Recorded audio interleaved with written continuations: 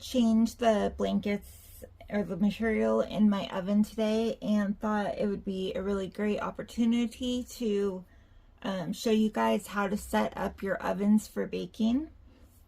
That is a question that I've actually gotten asked, and I usually just respond in private message, but this will be a good one for beginners. So this oven that I have right here, this is an e-wave oven. You can see it looks like this on top. Sorry about that. I do have a nuwave also, and I really hate it. And I'm going to show you guys the differences. The e-wave is like an off-brand, but it works way better than my nuwave, and it was much cheaper. But my favorite thing about the e-wave oven is the basin. Okay, so on a nuwave, well, first, this is an extender ring, and whether you have one like this or a nuwave, you're going to want one of these. It's going to raise the heat element up higher and give you more space for babies and help prevent melted babies, so you definitely want one of these. But on a nuwave oven, the heating element and the basin are one piece.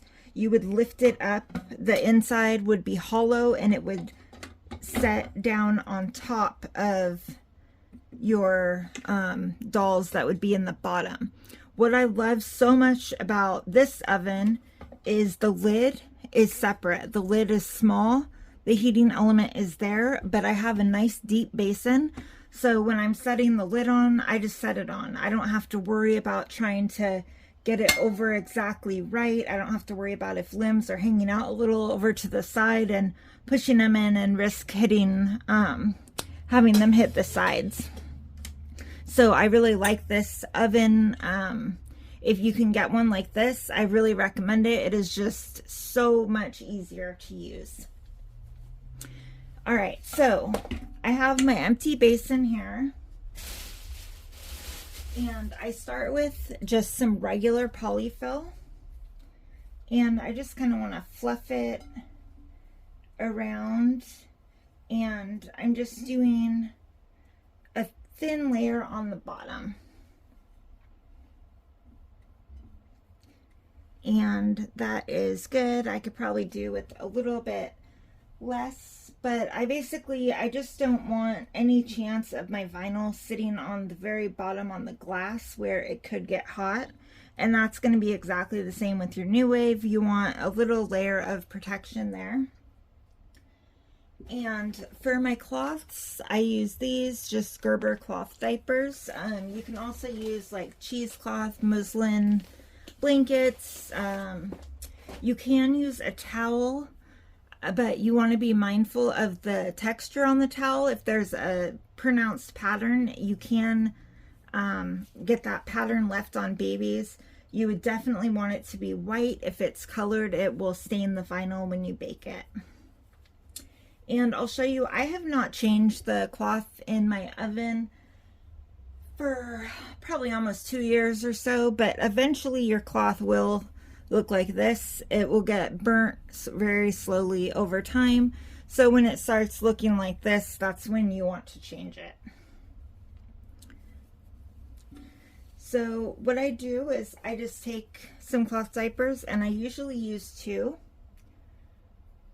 Oh, these ones are a little bit bigger. I will actually only need 1. That's awesome. Okay. So you just want it draping over the sides. It is, you don't want any glass exposure on the sides. And then I'm going to take my extender ring, and I'm going to put that over the cloth. And that is just going to hold the cloth into place.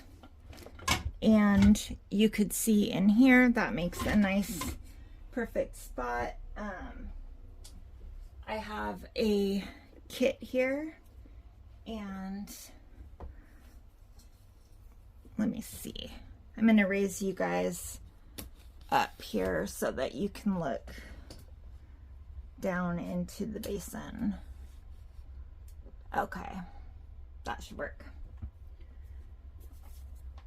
So when baking parts, I do the head upright like so.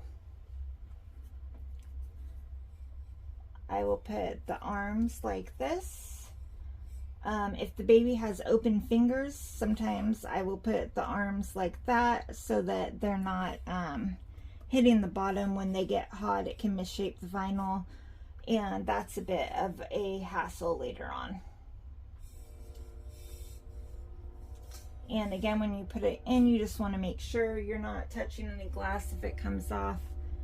And then I put my legs there and one there. You could see there are no vinyl parts touching at all. Nothing is touching the metal or any glass. And these are really thin, but this layer of just this thin cloth is more than enough to make sure that when it's leaning up against the sides, that it's not getting burnt or anything. And then when I'm ready to bake, I would just put my heating element on. It's not plugged in. Normally when I press this down, it would go ahead and start, and I have, you know, I would put it to 9 minutes and my temperature is set. But that is how to set up an oven. If you are using a nuwave, it's going to be the same concepts, but it is trickier because your dome is connected and you just have this really small basin.